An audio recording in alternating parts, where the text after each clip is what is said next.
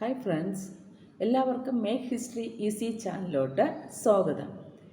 ഇന്ന് നമ്മൾ ഇന്ത്യ ചരിത്രത്തിൽ മൗര്യ സാമ്രാജ്യത്തിനെ കുറിച്ചാണ് നമ്മൾ നോക്കുന്നത്. അപ്പം മൗര്യ സാമ്രാജ്യത്തിൻ്റെ ആദ്യത്തെ പാർട്ട് നമ്മൾ ചെയ്തിരുന്നു. അപ്പം ആ വീഡിയോ നിങ്ങളെല്ലാവരും കണ്ടു കാണുമെന്ന് വിശ്വസിക്കുന്നു. അപ്പോൾ എല്ലാവർക്കും അത് പ്രയോജനപ്പെട്ടു എന്ന് കരുതുന്നു. ഇന്ന് നമ്മൾ മൗര്യ സാമ്രാജ്യത്തിൻ്റെ സെക്കൻഡ് പാർട്ട് വീഡിയോ നമുക്ക് കാണാം. മൗര്യ സാമ്രാജ്യത്തിലെ ഏറ്റവും പ്രഗത്ഭനായ ചക്രവർത്തി ആരാണ്? അശോകൻ. അശോകൻ്റെ ജീവിതത്തിൽ വഴിത്തിരിവായ സംഭവം ഏതാണ്? കലിംഗ യുദ്ധം.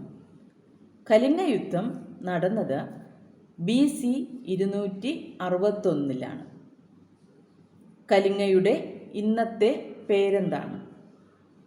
ഒഡീഷ. ബുദ്ധമത പ്രചാരണത്തിന് വേണ്ടി അശോകൻ നിയോഗിച്ച ഉദ്യോഗസ്ഥർ ആരാണ്? ധർമ്മമഹാമാത്രന്മാർ. ബുദ്ധമതത്തിലെ കോൺസ്റ്റാന്റൈൻ എന്നറിയപ്പെടുന്നത് ആരാണ്? അശോകൻ. ഉത്തർപ്രദേശിലെ സാരനാഥ് സ്തൂപം സ്ഥാപിച്ചത് ആരാണ്? അശോകൻ. ഇന്ത്യയുടെ ദേശീയ ചിഹ്നമായ അശോക സ്തംഭം സ്വീകരിച്ചിരിക്കുന്നത് എവിടെ നിന്നാണ്? സാരനാഥ് സ്തൂപം. ഇന്ത്യയുടെ ദേശീയ പതാകയുടെ മധ്യത്തിലുള്ള അശോക ചക്രം എടുത്തിരിക്കുന്നത് എവിടെ നിന്നുമാണ്? സാരനാഥ് സ്തൂപം. അശോക ചക്രവർത്തിയുടെ ശിലാശാസനങ്ങളെ ആദ്യമായി വ്യാഖ്യാനിച്ചത് ആരാണ്? ജെയിംസ് പ്രിൻസിപ്പ്. അശോകന്റെ ഏതെല്ലാം ശിലാശാസനങ്ങളിലാണ് കേരളത്തെക്കുറിച്ച് പരാമർശമുള്ളത്? 2:13. അശോകനെ ഹീനയാന ബുദ്ധമതത്തിലേക്ക് ആകൃഷ്ടനാക്കിയ ബുദ്ധമത സന്യാസി ആരാണ്? ഉപഗുപ്തൻ. ഉപഗുപ്തന്റെ മറ്റൊരു പേരാണ് നിഗ്രോധൻ.